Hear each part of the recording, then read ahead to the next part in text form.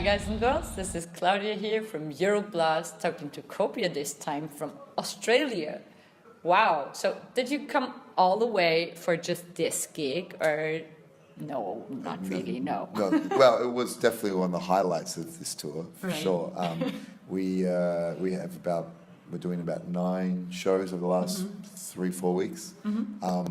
And yeah, we come to Europe pretty much every summer, autumn, mainly for the festival season, and do like a club tour at the end, like in autumn around September, October.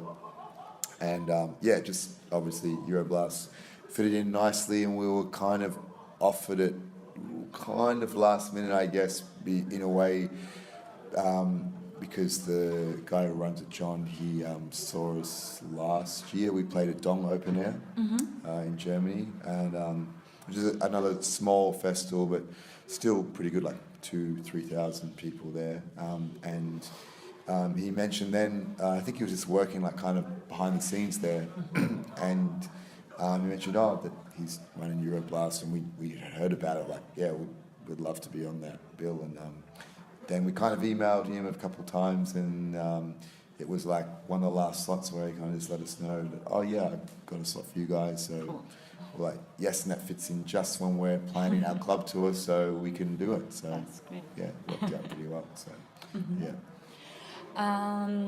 When it comes to songwriting, is there a lot of discussion going on in your band, or is it more like, no, we know this part should sound like that, or how do you go about that? It's wars. It's all wars. No, yeah, it's basically we come up, like I might come with an idea, or the guitarist comes with an idea or something like that, and then we just kind of bounce off ideas and jam on it a bit, and there's a lot of back and forth, and to try and we try and all be as diplomatic as possible about it. And, sure. I don't know if that's true. So how do you feel about his being diplomatic or not? No, I mean we try to write music that's not too difficult for simple people to like, and not too simple for the difficult people to like, I guess. And I mean, it's not like we change our sound to try to fit into this certain box, but I mean, the things that I think we think sound good are within that area and that space. And I mean, some people say that we're, technical death metal. Some people say that we sound like Nickelback. So, I mean, you don't really, everyone has their own opinion, and it's kind of hard to decide what you are and what you're doing. But I mean, we just write music that we think sounds good, and I mean, it all kind of rolls in from there. Whether we start with a guitar riff or a drum groove, then you type it right into your computer, or you record it? We actually put it in a computer usually. Yeah. Sometimes it might be like the ideas kind of jammed out, and then we record it on the computer. Sometimes I've actually, an idea might be from me playing piano chords and just doing some vocal lines, and then we kind of start writing. Once it's in the computer, then write drums and actual guitar riffs and stuff around that. So cool. It can go either way. Yeah. So not everyone does that, so it's kind of a special. Yeah. Well I don't know. And gear-wise, what do you use? Because you have to travel a lot, I guess. Very light. All pretty much like most bands here would be using like Kemper, like amp profilers, Axe effects. For guitars, basses, all DI'd with dark glass, and because we can't bring amps around, or it's expensive to hire them or get people to carry them around for you. We can't do that. Yeah, sure. So don't have enough car space. Really. Yeah, as well. It's just all that. So it's kind of good that the digital age is at that point where you can get a really good sound just from a small box. So. It's handy. So it's the biggest thing we're really carrying around is the actual guitar. That's always. And obviously drums is the other thing, but most of the places we're playing, we get like here and other festivals and shows, we get backline, or support band might be able to just bring the main kick drum and toms, and we just have a drummer just has cymbals and snare drum, and that's also we can get around. Yeah, we can get around quite lightly. Which is good. So otherwise it would be pretty hard to tour. What is up next for your band? Like, what's the next thing you're gonna plan? Such an open-ended question. I don't even know where to start with that. Well, we've got a couple shows left on this tour, and then we're heading back to Australia in a couple weeks, and then basically we're already planning to come back. We have some festivals already booked for next year in Europe in the summer, and we're planning to do maybe another club tour around May, like in the spring. But the main thing, I think, at this point, I don't know if you're aware, we released our last album like last year, around April last year. So it's already like a year and a half old, and we've started writing some new stuff. So the plan is to try and get 1 or 2 new songs when we go back to Australia, before we come back. So we're going to try and write as much as we can while we're in Australia. And if we can write 5 songs, great. If we only write 1 song, good. At least have at least one we'd like to release before next summer, and at least have a few other ideas under the belt so we can start, putting them out just online and keep some new material coming out, trickling out.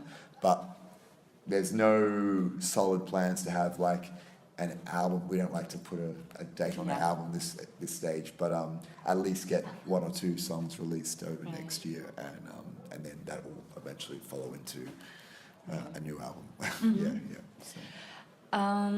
So can you describe a bit for those who are usually around Europe what it's like the scene in Australia? Because as we said before the interview, like everything's quite far away from other places.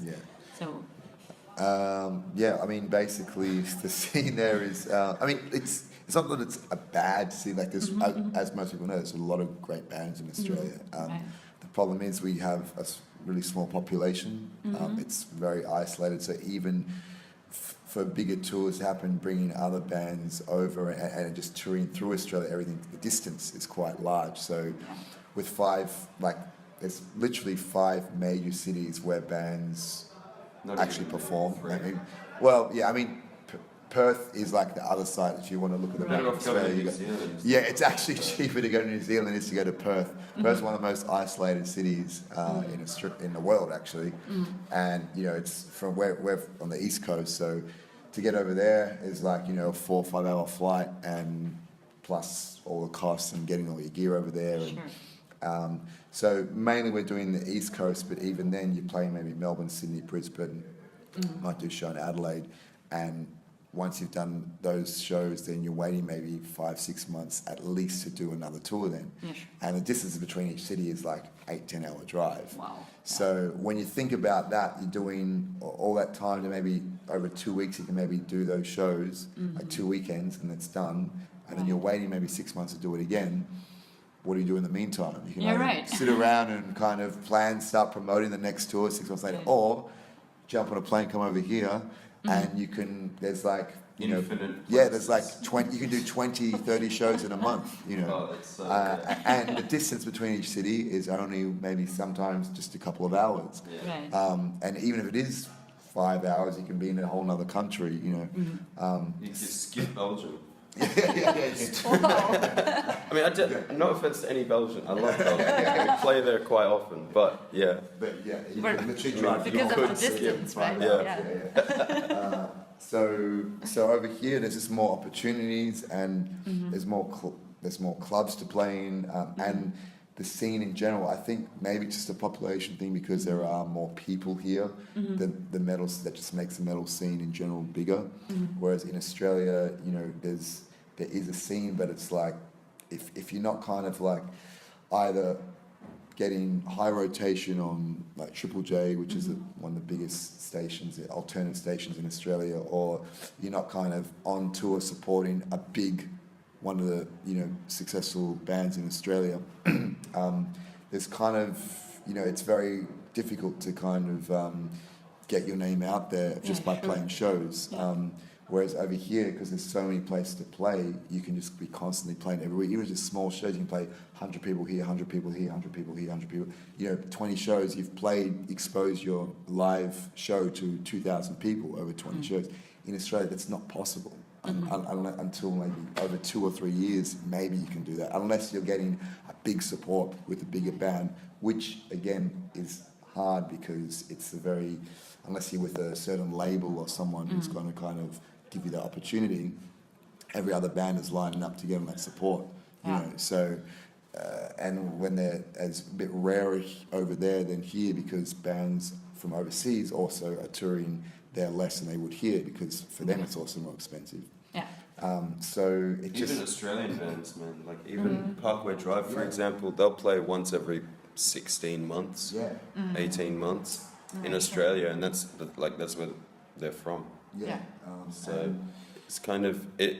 And also one thing I did want to mention, that I mean, what it comes down to for me in my brain is that it's kind of a percentage thing of population. So say 5% of the general population listen to metal music, and then 10% of that 5% are willing to come to a show and actually support a band. Like if you've got a number like, what is it, 80 million people or something living in Germany at the moment. I mean, if you join Germany, Switzerland, Austria, that's like 100 million just in that part, of Germans. Yeah. Exactly. But in Australia, we've only got, what is it, like less than 30 million. Yeah, 22, 23. Yeah. So, I mean, we've got a third, if that, of the amount of people in Australia, in the Australian kind of continent, as you guys do in Europe. And it's such like a vast space. So it's very difficult to kind of go and smash out all these areas when there's such a low percentage of people actually, well, not a low percentage, but the percentage is the same, but the amount of physical people that listen to this kind of music are so slim. That number is so low. I mean, for the vast area that exists, if that makes sense, And you've got bigger festivals over here as well, which is yeah. part of the reason why I think, obviously, that also due to the population and the percentage of people who are into the music. So there's more of a market for those festivals to be able to run, whereas they have had them in Australia in the past and they've kind of gone bankrupt. And now they've started up again in the last, I think this year was the first time they had Download from the UK. They kind of trialled that in Melbourne. I heard it went okay, and they're doing it again next year now for Melbourne and Sydney. There's another festival just popped up this year out of nowhere, which looks interesting, called Good Things. Good Things Fest. Which Hopefully is it's a good thing. So it's kind of like the last 4 years though. It's been like a rock metal festival drought in Australia. The last one was Soundwave, which finished in 2014. And since then, there's been no kind of festivals that have orientated towards rock and metal. One side of it is that there wasn't enough people going, and apparently they didn't sell enough tickets to it, so they can't put it on. And now it's taken 4 years for someone or someone else to kind of put on an alternative and go, actually, maybe we can still keep this going. I mean, there are people who like the music, but we'll see how well it goes over the next year. I think they're being more cautious about it, where they're just trying one city and do it in a small version. And they're only go for 1 day as well. It's not like these 3 or 4 or 5 day ones we have over here, which is still good because you get a chance to see every band. But trying to do a big festival with big bands all in 1 day and having 6 or 7 stages, and half the bands are playing at the same time that people want to see them. Makes it quite difficult for people to kind of spend $200 on a ticket to only see half the bands they actually want to see, which is another problem in itself. And it's just being able to, again, have the reasoning and the market's right to run such a festival over a longer period of time, which is costly. We understand that, but we'll see if these ones now in Australia actually can grow. Well, very interested to kind of see how they go. I mean, the metal scene in Australia obviously is kind of lacking, and there's only a few places where metal bands can kind of create a name for themselves. So I'm interested to see if these festivals kind of really take a strong, grip on anything that's happening in Australia. And I mean, it would be great for kind of even some independent festivals, just 10 bands or something over 1 day to just kind of pop up in the middle of nowhere and drop a few decent headliners, and there'll be people there. But I'm just interested to see how these ones go for sure. Yeah. Right. So, listen to Australian music and go to the live shows if you have a chance in Australia too. Buy a ticket to Australia and then, If you happen to live there, just go to the live shows so they may survive. Yeah. Thank you very much for the interview. yeah, no problem. Thank you. Bye bye.